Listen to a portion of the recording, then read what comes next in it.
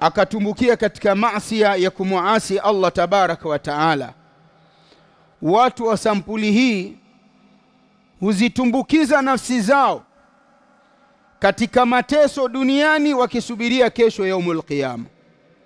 Allah tabaraka wa taala 126 124 mpaka 126 surati Taha anatukumbusha, anasema wa man a'rada an dhikri fa inna lahu ma'ishatan dhanka wa nahshuruhu yawma alqiyamati a'ma, na yeyote mwenye kupinga utajo wangu, mwenye kukataa kukengeuka utajo wangu, mtu huyu tunamjalia maisha ya dhiki katika hii dunia.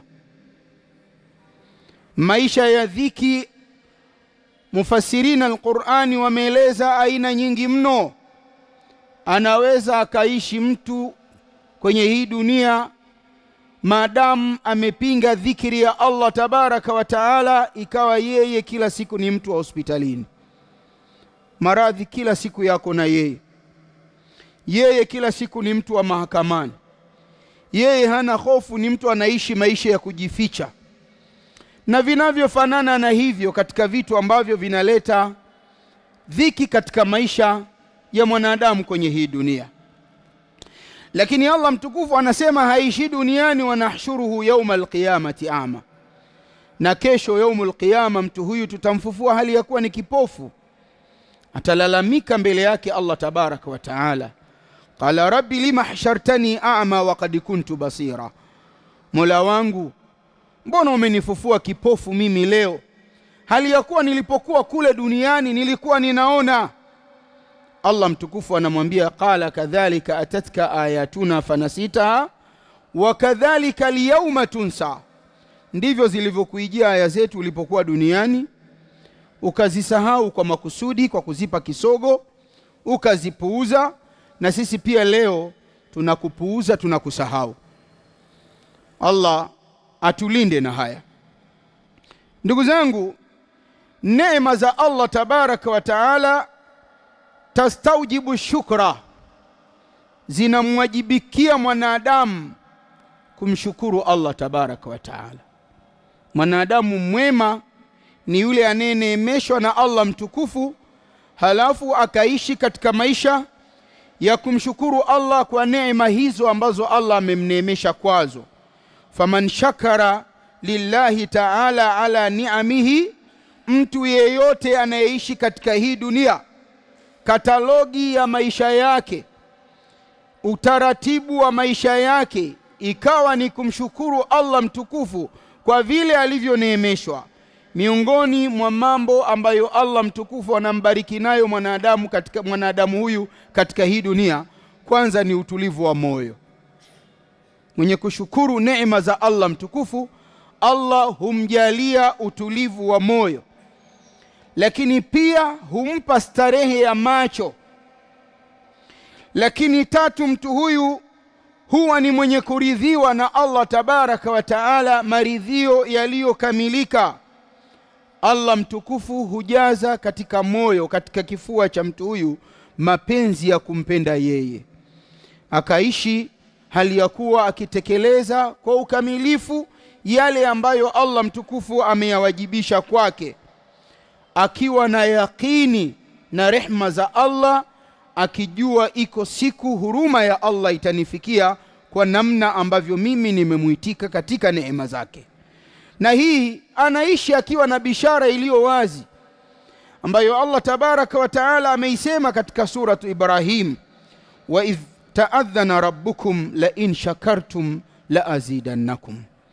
Muhammad, kumbuka ametangaza Mola wenu, mkiwa na tabia ya kushukuru kwa vile ambavyo anakuneemesheni, Allah tabaraka wa taala anaahidi atazidisha zaidi ya vile ambavyo amekuneemesheni. Ndugu zangu, min jumlati ni'ami llahi ta'ala alaina, miongoni mwa jumla ya neema za Allah tabaraka wa taala ambazo Allah mtukufu amezineemesha kwetu, ni'matun ma yusamma biwasaili at-tawasul al-ijtimai. Ni hizi neema za hii inayoitwa mitandao ya kijamii.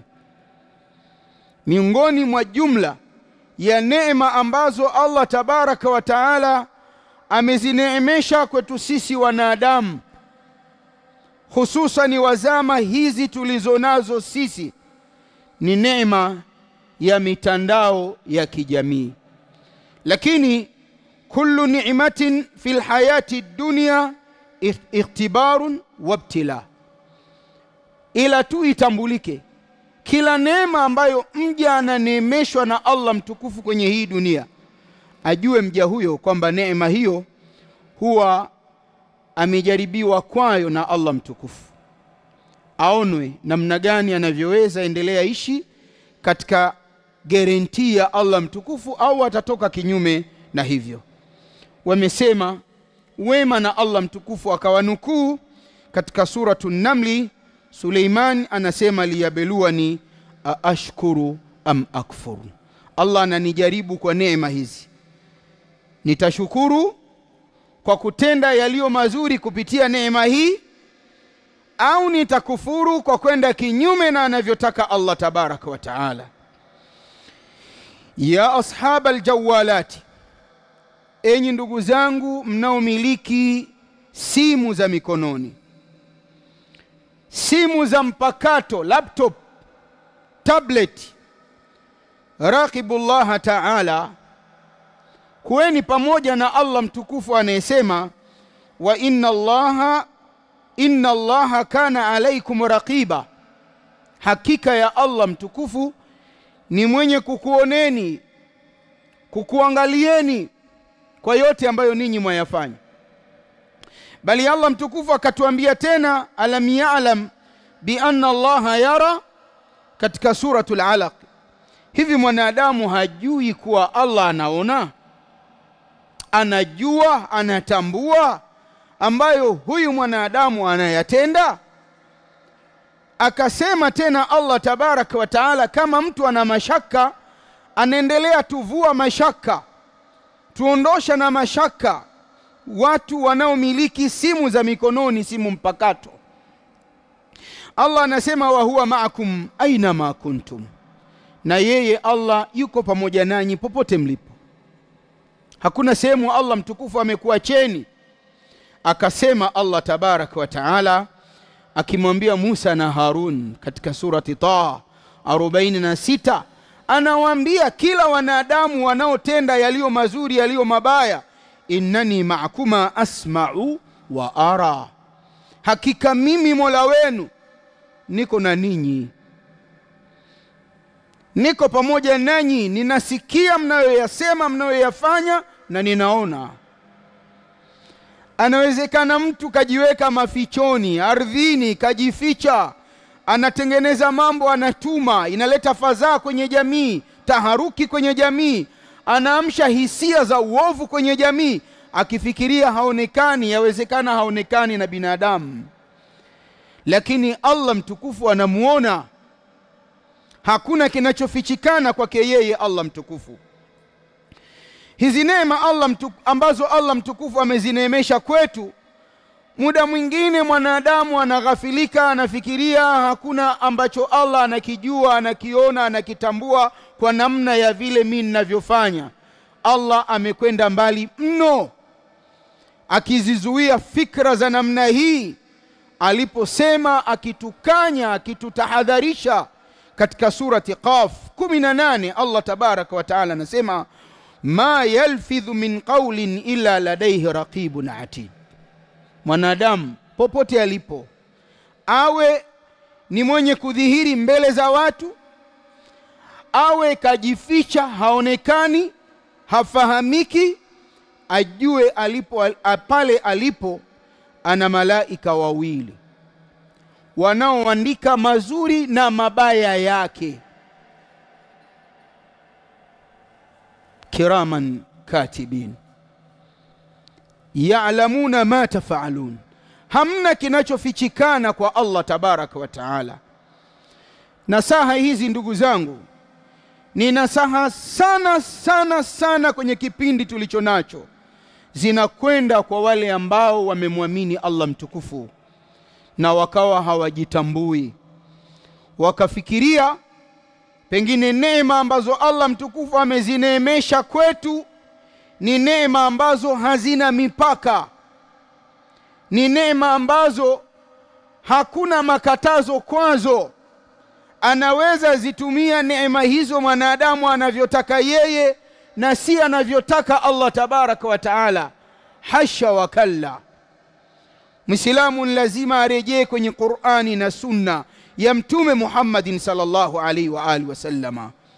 Wakati Mtume, rehma za Allah ziwe juu yake na watu wake na amani, akiwa katika siku za mwisho za maisha yake ya kuishi katika hii dunia, miongoni mwa nyasia njema alizotuachia, taraktu fikum amraini ma in tamassaktum bihima lan tadhillu ba'di abada, ninaondoka lakini nimeacha kwenu vitu viwili, kamwe katu aslan hamwezi kupotea kabisa ikiwa mtashikamana na viwili hivyo. Ni vipi viwili? Ni kitabu kitukufu cha Allah tabaraka wa taala na mwenendo sahihi wa Mtume Muhammadin sallallahu alaihi wa alihi wasallama. Lakini leo wako wapi Waislamu ambao wanatamani endesha mambo yao kwanza kwa kuitazama vipi Qur'ani inasema na kurudi kwenye ufafanuzi wa sunna sahihi za Mtume Muhammadin sallallahu alaihi wa alihi wasallama? Sisi ndio wale ambao tukisikia aya, tukasikia hadithi, utasikia mtu anakuambia bana ndio mashekhe wenyewe machawa, washahongwa tayari, wameshapewa kitu, halua imeshawateremkia. Hasikii wala hatazami nini ambacho yule shekhe anakisema. Haya ndiyo maisha ambayo sisi tunaishi nayo leo. Lakini hatuchoki kusema na hatutoacha kusema, hatukomi kusema wala hatuoni kinyaa kusema. Lu'ina alladhina kafaru, lu'ina alladhina kafaru.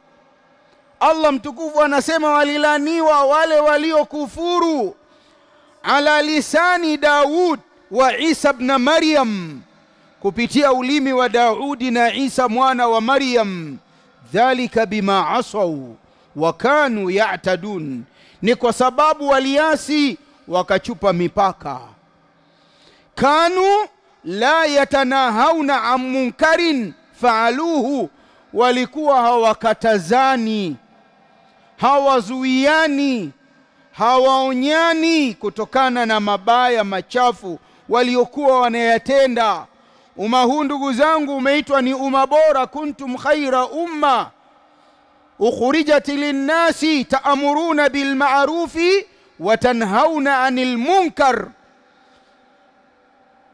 Haiwezekani ubora wa umma huu kaondoka kwa watu kukaa kimya wakati panaonekanwa maovu yaliyo wazi yanayofaa kukemewa na kuelezwa yasijeleta maafa makubwa kwa wanadamu kwenye hii dunia.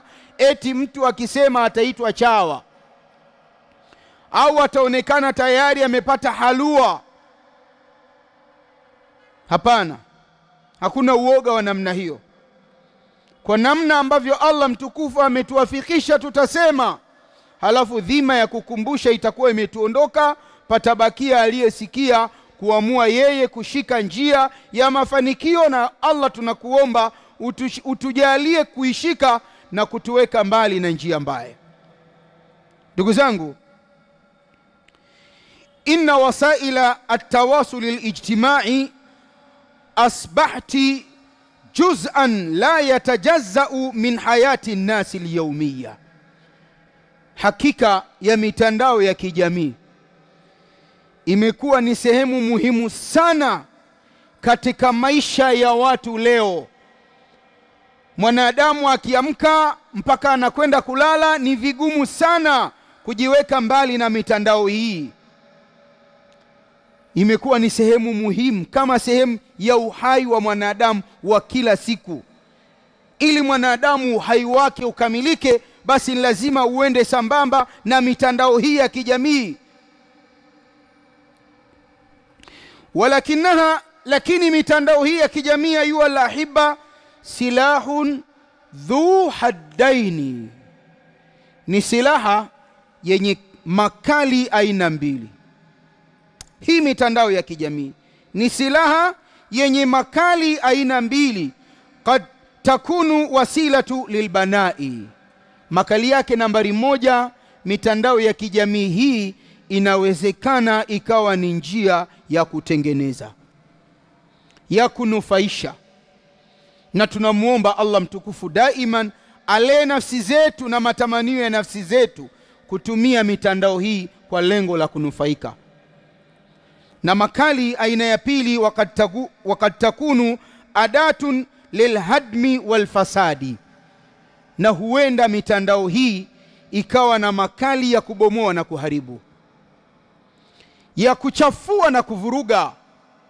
Na hili ndilo linalotupa hamasa na hamu ya kukumbushana na kutahadharishana juu ya mitandao hii.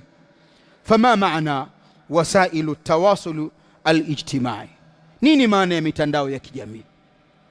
Nini maana ya mitandao ya kijamii? Mitandao ya kijamii ni munassatun raqamiyya tustakhdamu litawasuli baina al-afradi wal-mujtamaati.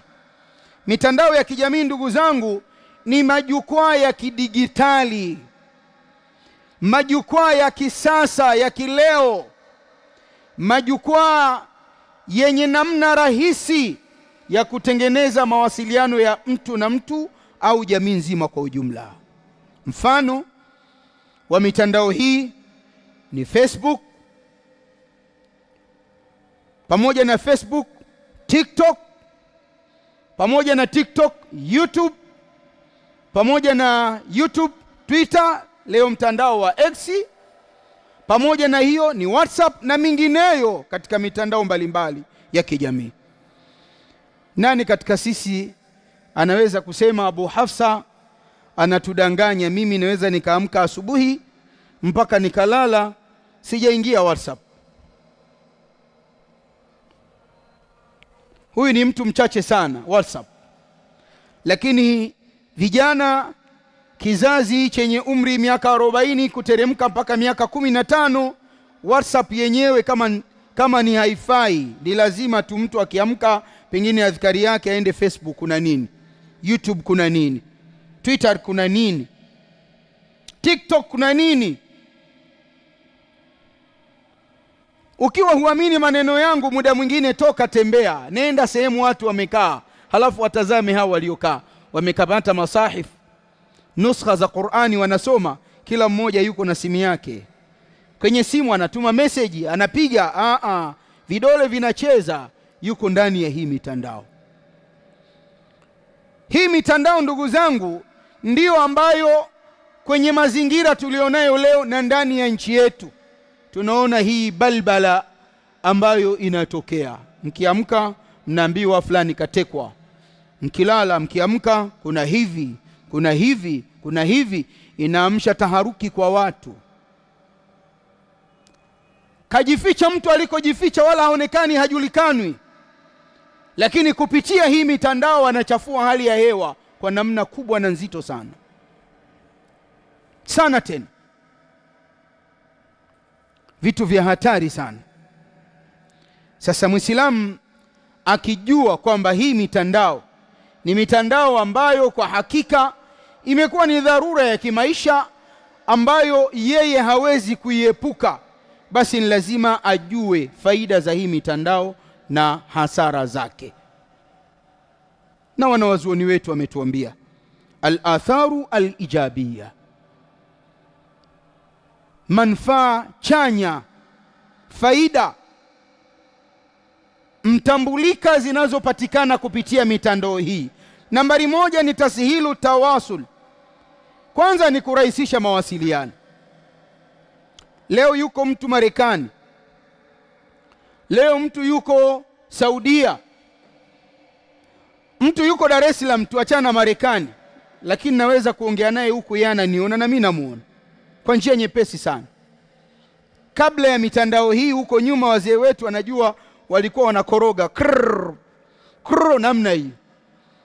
Lakini dunia imebadilika, na hatuna namna, lazima tuende nayo.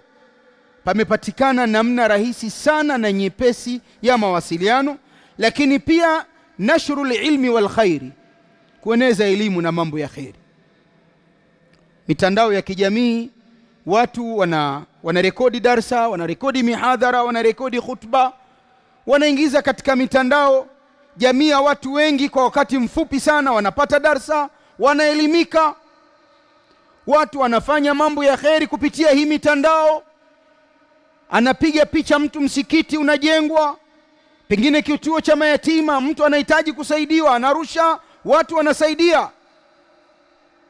Msikiti huu Abedi ni miongoni mwa misikiti yenye umri mdogo sana hapa Mwanza, lakini sasa ni msikiti maarufu kuliko misikiti mingi yenye zaidi ya miaka 50 Mwanza.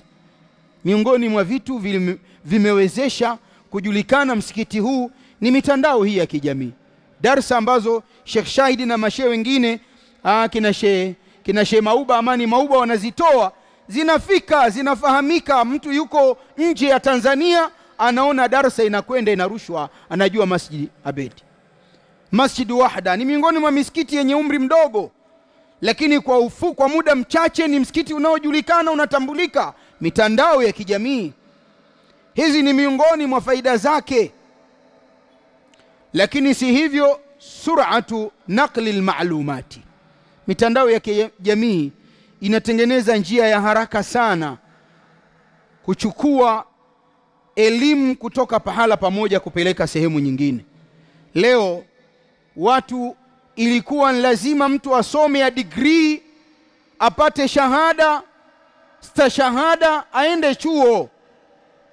Lakini leo mtu anaweza akaishi Tanzania, anasoma chuo kiko nje mbali ya Tanzania, Ulaya, pengine Asia na kwingineko, anasoma anbuudi online. Anahudhuria kila siku darsa, anamuona muhadhiri kama ni profesa, doktor, anawaona wanafunzi wenzake na wao wanamuona. Ni faida za mitandao ya kijamii. Lakini pia ni daamu almubadarati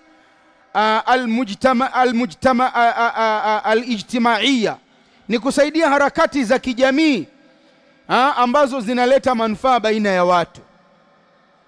Wanaonekana kina Sheikh Shahidi wanazunguruka vijijini, wanakwenda wanafanya harakati, wametoka da'wa.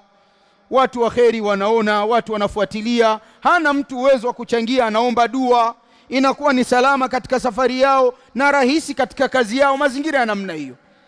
Haya ni miongoni mwa mafanikio, manufaa ya hii mitandao ya kijamii, ambayo sisi tunatakiwa kushika manufaa haya na kuishi nayo na kuyafanyia kazi. Lakini mitandao ya kijamii, ndugu zangu, ina atharu as-salbiyya fi za'za'ati al-amni. Ina athari mbaya, athari ambazo zinaleta mtikiso kwenye jamii wa kuharibu amani ya watu, umoja wa watu, utengano wa watu. Na miongoni mwa madhara ya hii mitandao ni nashru ash-shai'ati wal akadhibi allati tuaddi ila adh-dhar'i wal balbala. Mitandao hii ni sababu ya kueneza uzushi na uongo ambao unapelekea kutengeneza hofu baina ya watu na machafuko, kuleta taharuki katika maisha ya watu.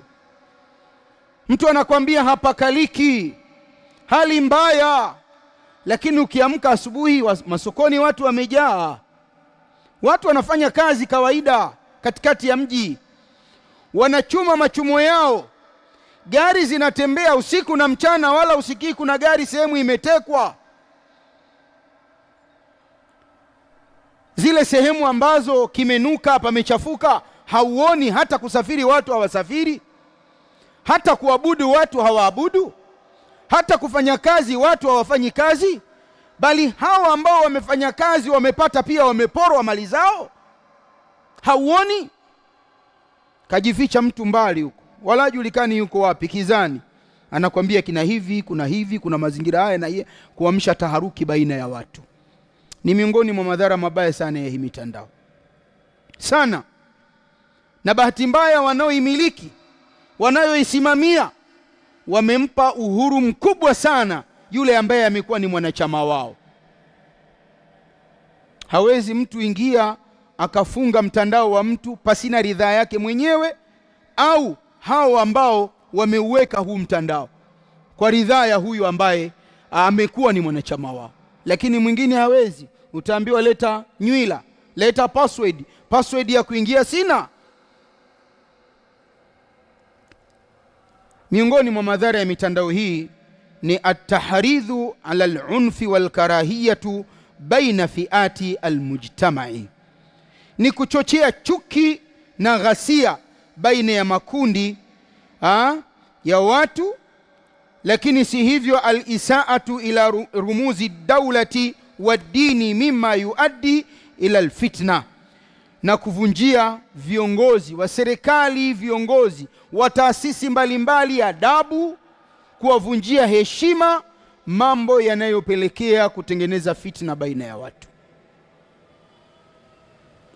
Na nyinyi mnaona, kajificha mtu anakuambieni jiandaeni na msiba fulani amekufa, jiandaeni na kuzika. Alafu yule mtu anatokea, jamani mimi niko hai, mimi sijafa. Ni adabu mbovu. Huyu ni baba wa mtu au baba wa watu. Huyu ni mume wa mtu. Huyu ni ndugu wa watu. Ni kwa nini umwenezee kitu ambacho hanacho? Unapotangaza fulani amekufa, maana yake unaamsha taharuki kwenye ile jamii inayomhusu yule mtu.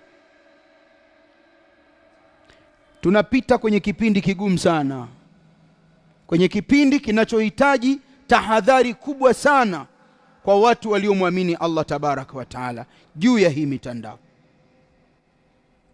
Tahadhari nzito mno, wala si tahadhari ya kawaida. Anatukanwa mtu, pengine kiongozi, hatukanwi kwa mazingira mengine, muda mwingine kwa imani yake. Na bahati mbaya sana, wanaohusika na matusi hayo unakuta ni watu wanaosema wao ni Waislamu. Anashabikia mtu kudhalilishwa, mwanamke aliyevaa stara, aliye na stara. Hakuvaa stara kwa nafsi yake imetaka, amevaa stara kwa sababu Allah tabaraka wa taala ndiye aliyeamrisha. Ya ayuha nabiyyu qul li azwajika wa banatika wa nisa'il mu'minina yudinina alayhinna min jalabibihinna dhalika adna an yu'rafna fala yu'dhaina. Hakuvaa kwa kutaka yeye, amevaa kwa maamrisho ya Allah. Mwenye haki ya kusimama na kutetea na kupaza sauti hiki si sahihi ni Muislamu aliyeiamini Qur'ani na sunna za Mtume Muhammadin sallallahu alayhi wa alihi wasallama. Wa qul lil mu'minati yaghdhudna min absarihinna wa yahfazna furujahunna wa la yubdina zinatahunna illa ma dhahara minha. Mama Aisha, aradhi za Allah tabaraka wa taala ziwe pamoja naye, anasema yarhamullahu nisaa almuhajirati alawwal, Allah awaonee huruma kina mama waliohama kutoka Maka kwenda Madina wa mwanzo. Wakati aya hii inateremka, walikuwa mashambani, wakaona ni kazi kurejea majumbani na kushika mashungi ya kuporomosha kutoka vichwani mwao mpaka vifuani. Wakachukua vilemba walivyokuwa navyo vichwani, anasema shaqaqna murutahunna fakhtamarna biha, walipasua vilemba vyao ndio wakafanya mashungi. Wanataka anza tekeleza aya ya hijabu wakiwa makondeni kabla hawajafika majumbani. Karne ya 7, miaka 1447 imepita. Leo anakuja Muislamu anashirikiana na asiye Muislamu kumzodoa Muislamu aliyevaa hijabu, aliyevaa star. Anacheza ngoma ambayo hajui mpigaji wake ana lengo gani. Muache apige ngoma na acheze yeye. wewe rudi kwenye Qur'ani na Sunna. Iishi Qur'ani na Sunna. Inakufundisha nini? Hakuna sehemu kwenye Qur'ani wala kwenye Sunna sehemu ambayo Muislamu anafundishwa mtovie adabu kiongozi, hata kama kiongozi huyo ni muovu. Hata kama kiongozi huyo ni muovu. Hakuna katika Uislamu ndani ya Qur'ani na Sunna Muislamu anaruhusiwa mtovie adabu mtu mwenye makamu ya baba yake, mama yake. Imekuwa ni haramu kumvunjia mtu adabu. Imekuwa ni haramu kumuondoshia mtu utu wake. Inna dima'akum wa amwalakum wa a'radakum haramun ka hurimati yaumikum hadha. Hakika ya damu zenu, mali zenu, heshima zenu, utu wenu, hivi vitu vitatu ni mwiko katika Uislamu kuviporomosha. Wameishi watu katika dola ya Kiislamu wakiwa si Waislamu, maadamu wanatekeleza yale ambayo Uislamu unayawajibisha kwao. Ilikuwa ni makosa kuuawa, kuporwa mali zao. Muislamu leo anashabikia kupitia mitandao ya kijamii, anaeneza katuni zilizotengenezwa na wapinzani wa haki.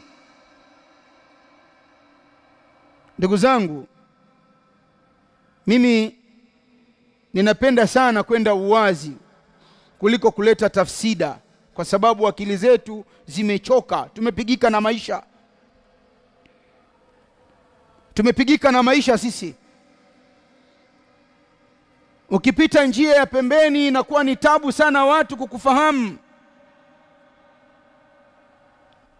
Hatuna siasa sisi na hatusemi siasa.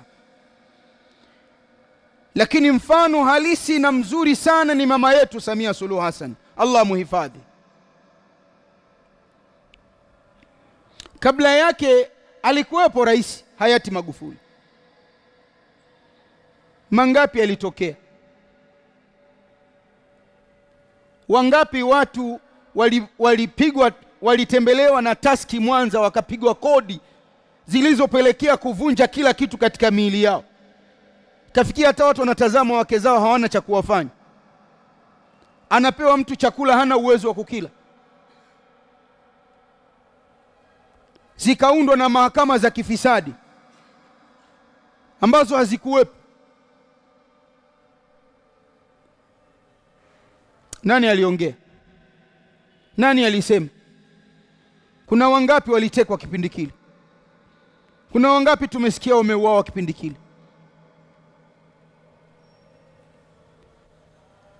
Kwa nini walikaa kimya? Mama amekuja, toa taski, waache watu wafanye biashara. Chukueni kodi katika namna ambayo haiumizi watu. Vunja mahakama za kifisadi. Wape watu uhuru, hamna mtu kuficha pesa zake, jenga unaweza. Kodi za nyumba zilishuka, hakuna mtu wa kupanga. Watu hawana pesa. Fanyeni kazi kwa amani. Ilikuwa mtu anatoka, mtumishi wa umma anaenda kazini hajui kama alitazama akiwa bado yuko na nafasi ya kazi. Kutumbuliwa ni nje. Uko wapi utu? Kakosea mtu kwanza tumuonye, taratibu za kazi zile. Mpaka tuone makosa mara tatu ndio tumpelekee mtu kumtoa. Mazingira ya mtu kupewa nafasi ya kujieleza mbele ya kadamnasi ya watu, na watoto wake wapo wanaona, dunia nzima inajua, inaenda inamcheka. Yote haya yamebadilika yani. Nini mama kafanya mpaka ikawa hivi ambavyo inakuwa? Watu wanapiga ngoma kwa malengo yao. Jitambue Muislamu unayeongozwa na Qur'ani na sunna za Mtume Muhammadin sallallahu alaihi wa alihi wasallam. Rudi kwenye dira ambayo ni Qur'ani tukufu, ndio muongozo wako. Hudan linnasi, Qur'ani ni uongofu kwa watu. Tena haikuja kuongoa watu ikajificha ficha, wabayinati minal huda na imeuweka wazi uongofu. Mwenyewe tu amwejitia upofu. Wal Furqani inafanya kazi ya kupambanua haki ni hii na batili ni hii, mchele huu, pumba hizi, chenga zile. Kama hauelewi na hautaki kuelewa, basi tena Allah mtukufu anajua namna gani wewe utaelewa. Ndugu zangu katika imani, miongoni mwa athari mbaya za mitandao ya kijamii ni atajassusi wa intihaku alkhususiyati mimma yuhaddidu istiqrari alafradi walmujtamaati. Ni tabia ya kuvamia faragha za watu, kuvamia faragha za watu, privacy za watu, yakachukuliwa mambo ya mtu binafsi yakawekwa wazi. Bahati mbaya yanakuwa ya kweli ya uongo. Hii inapelekea leta fitna kubwa katika jamii, kuifanya jamii siwe na utulivu, kutengeneza hofu na mashaka kwa watu. Haya ndio mambo tunayapitia ndugu zangu. Haya ni mambo ambayo sisi tunatakikana tahadharishana, kumbushana. Dini yetu ilikwisha tuhadharisha huko. Ni makosa Muislamu kumfanyia tajasusi mtu. Leo watu wanaoeneza siri za watu, shakhsia za watu, ndio watu wamekuwa ni watu mashujaa. Utasikia watu wanakuambia dada wa taifa, kaka wa taifa. Halafu huyu anaitwa dada wa taifa, kaka wa taifa, hawezi kusema neno moja la pili ni Jesus.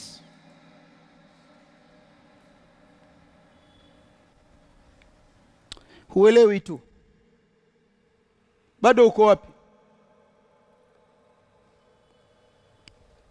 Ndugu zangu, nilipi jukumu? Ma hiya mas'uliyatul fardi wal mujtama'i ala wasaili al-ijtimai. Nilipi jukumu la mtu mmoja mmoja na jamii nzima kwa ujumla juu ya hii mitandao ya kijamii? Nambari 1 ni atahaqquq min sihhati almalumati qabla an-nashri. Ni kuhakiki usahihi wa yale ambayo umeyapata kabla ya kuyaeneza. Na haya anayasema Allah mtukufu, ya ayyuhalladhina amanu in ja'akum fasiqun binaba'in fatabayyanu an tusibu qauman bijahala fatusbihu ala ma fa'altum nadimin. Amekaa mtu machakani anakuambia fulani amekufa, automatically na wewe unaamka unaanza safi sana, safi sana Emmanuel, tunaandaa mazishi. Alafu anatokea mtu yuko hai.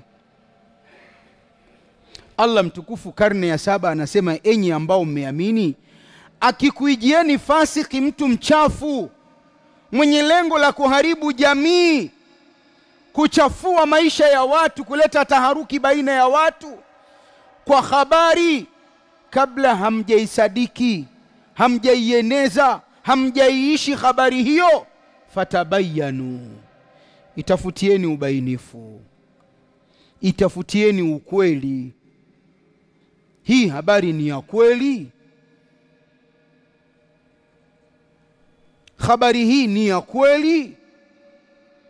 Maana Allah tabaraka wa taala anasema, antusibu qauman bijahala, mtajaangamiza watu kwa ujinga, mkaharibu heshima, utu wa watu kwa ujinga, mkajitumbukiza wenyewe kwenye mashaka kwa ujinga, fatusbihu ala ma fa'altum nadimin. Halafu baadaye mnaanza kuja kujuta, mnaanza tu kulaumu watu kwa nini, lakini kabla ya hapo mtu huyu alieneza uongo. Watu wa dunia wameweka kanuni.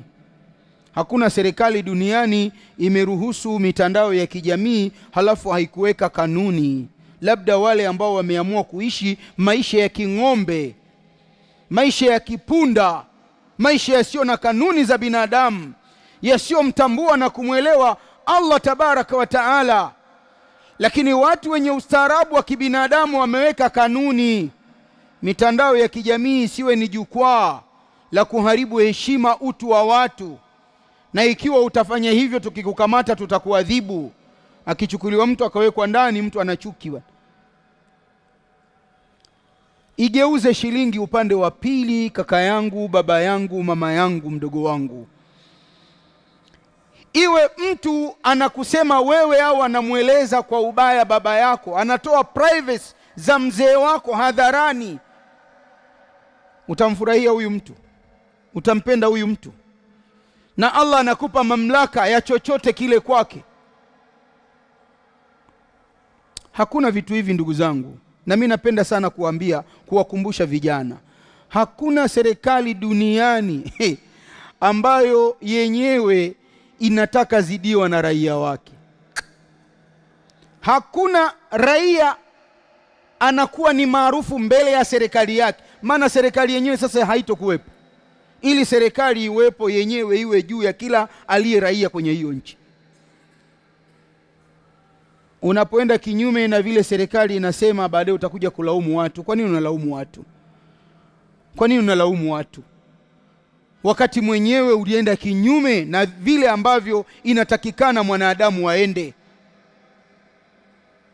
Tunapita kwenye kipindi kigumu mno katika nchi yetu ya Tanzania. Matusi yamekuwa ni makubwa mno. Bahati mbaya ni matusi ambayo muda mwingine tunaona anatukanwa mtu, lakini unatukanwa, unakejeliwa Uislamu. Hii shida kubwa ya Waswahili. Waswahili ni kina nani? Waswahili ndio walileta uhuru wa hii nchi. Kama hujui utambue, Waswahili ndio walileta uhuru wa hii nchi. Ndio waliopigania kwa uwazi bila uoga. Miji yote ukizunguruka utakuta maalwatan wa miji, katikati ya miji walikuwa ni wazee wetu wenye majina ya Kiislamu. Tena sio majina tu, ni Waislamu wa matendo. Ndio wameasisi misikiti hii. Heshima. Alafu leo Mswahili anakuja anaonekana mtu wa hovyo. Ni kwa sababu kaja mtu machakani kamtoa Mswahili katikati ya mji, Mswahili kaenda kukaa pembeni, anaonekana ni mtu wa hovyo. Mswahili hawezi kuwa mtu wa hovyo. Mswahili ana Qur'ani na Sunna, vitu ambavyo mwanadamu akivishika ni silaha peke yake inayomfanya mwanadamu anakuwa ni mwenye kuongoka. Muislamu hatakiwi kuishi kwenye hii dunia, kwenye haya maisha, katika maisha ya kidhalili. Sisi tunachotazama Qur'ani inatufundisha nini? Paliwahi fungwa msikiti wa Mwembe Chai Dar es Salaam, ndugu zangu. Kuna Muislamu gani aliandamana?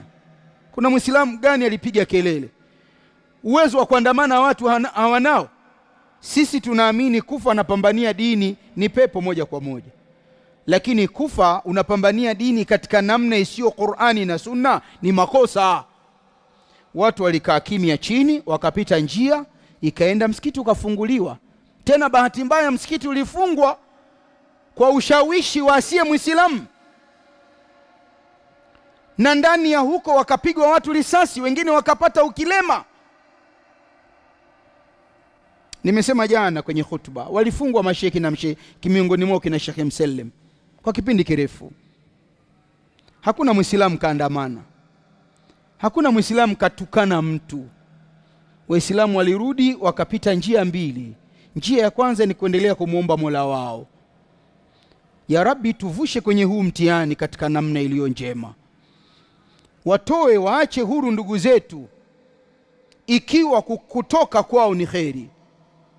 Njia ya pili ni njia za kitaratibu za kikanuni ambazo zimewekwa.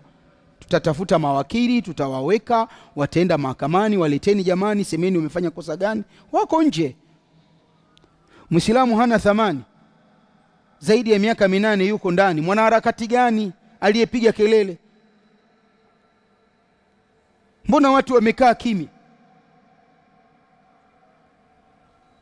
Akienda mtu kinyume na taratibu za nchi ikaamua kuchukua taratibu za kumwadabisha, tukae kimya tusubirie?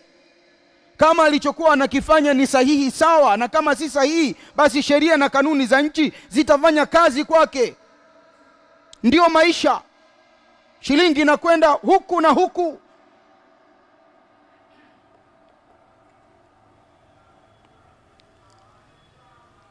Watu wanakwenda, anakuja mtu anapunga mkono na ngumi anazungurusha, lakini kwenye ngumi kavaa rozari, anawaambia manake msalaba utashinda.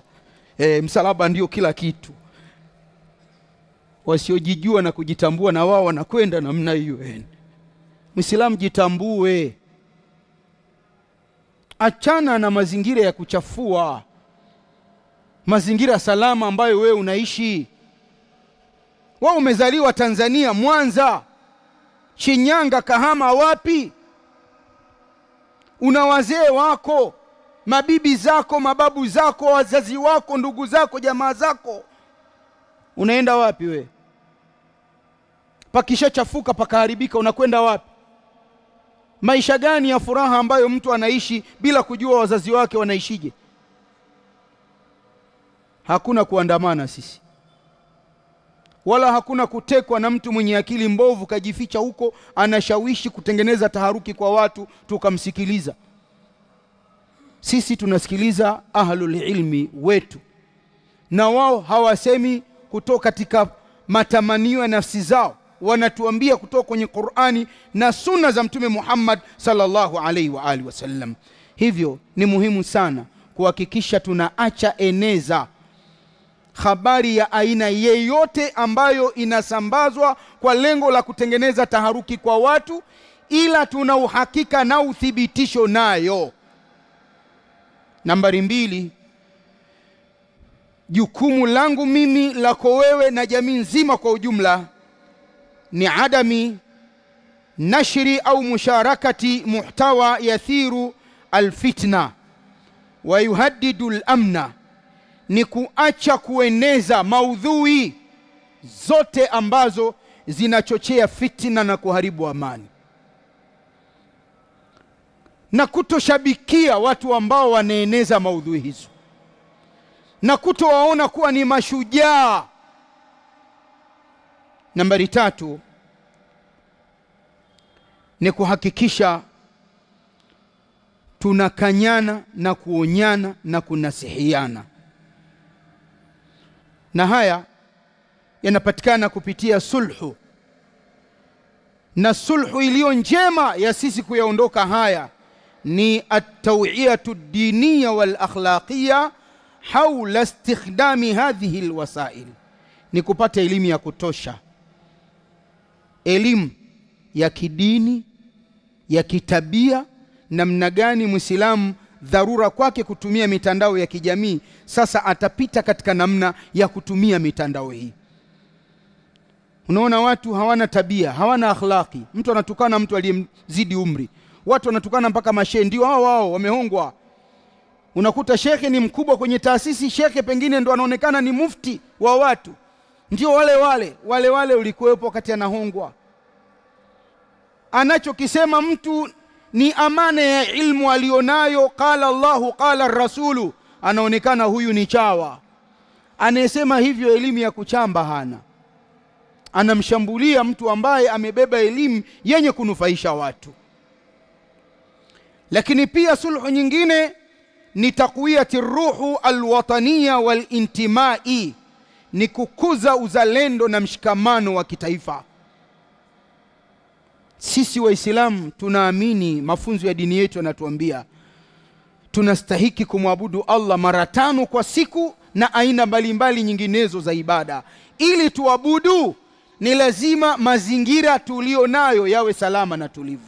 Amani kama mabomu yanarushwa nje, risasi zinapigwa, AK47 zinachekechwa nje, hamna mtu atakaa hapa. Mimi ninaongea na nyinyi mnanisikiliza, hakuna hata mmoja atakaa. Sasa kwenye mazingira ya namna hii ni kuwajenga watu kuwa na uzalendo na nchi zao. Kuilinda nchi ni katika imani. Tunashindana sisi ndani ya nchi kushindanishana hoja.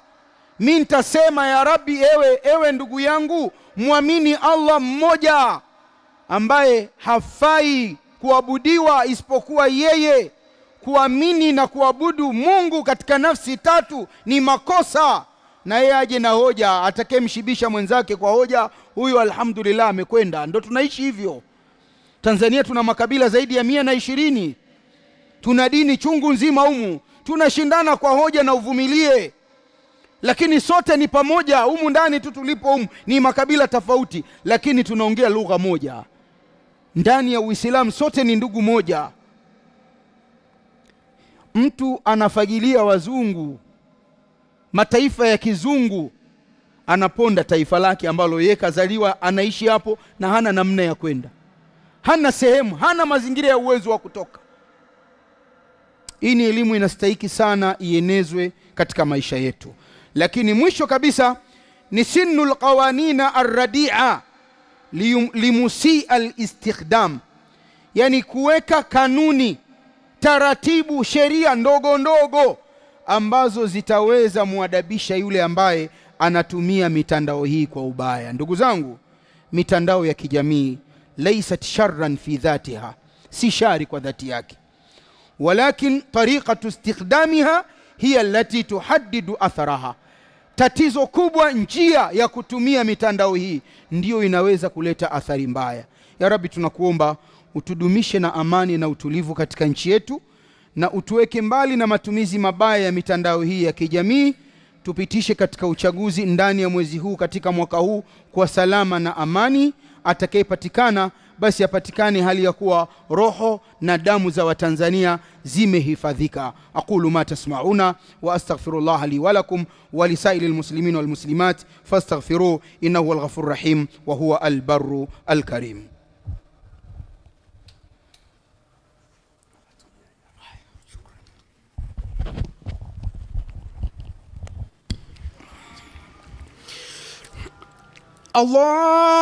Allahu akbar, Allah. Na watu sehemu yako ya biashara, mwambie wewe kijana, acha ujinga wewe.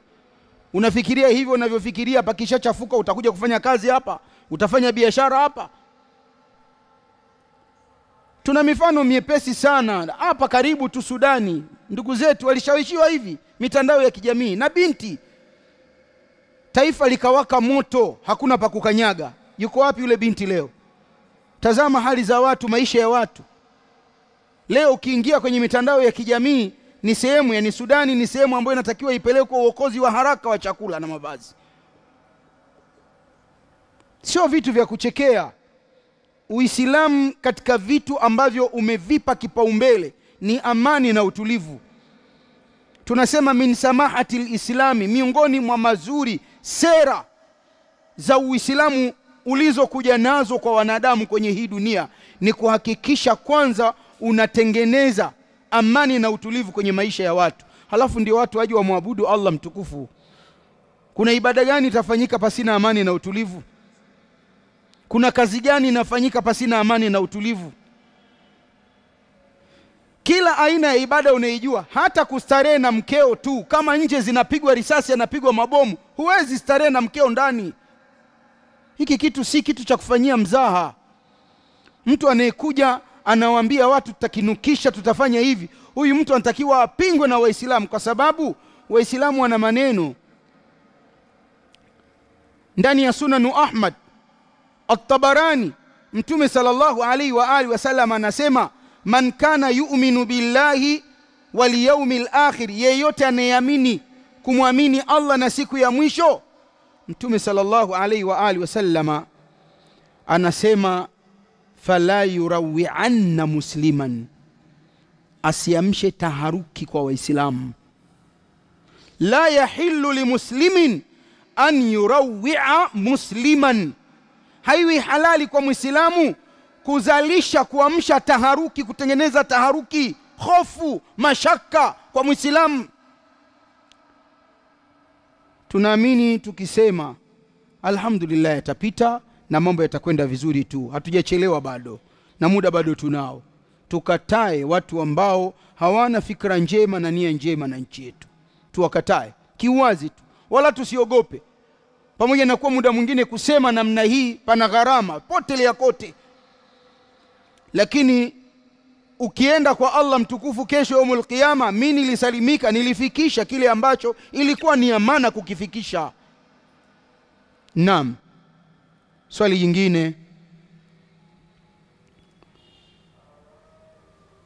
kama hakuna swali, alhamdulillah, tunamuomba Allah mtukufu atujalie minal ladhina yastami'una alqawla fayattabi'una ahsana. Tupate raka 2 za kabla al-isha inshallah. Wassalamu alaykum wa rahmatullahi barakatuh. Ndugu yangu wakati anasema alichanganya kidogo jina langu na akasema sijui kama anaitwa hivyo, lakini usahihi mimi naitwa Abu Hafsa Haruna ibn Jumaani ibn Kapama at-Taburi at-Tanzani. Naishi Dar es Salaam lakini mzaliwa wa Tabora. Tabora, nilizaliwa Shinyanga, wazazi wangu walitafuta maisha Shinyanga, nikakuwa Shinyanga Kahama, lakini asili wanatokea Tabora, ni Mnyamwezi wa Tabora, Muislamu nilioko Tanzania. Tunazunguruka, tunafanya kazi ya kueneza dini namna hii, tukiamini kwamba Allah tabaraka wa taala ametujuza kichache na kile lazima na sisi tukifikishe kwa watu. Assalamu alaikum wa rahmatullahi barakatuh.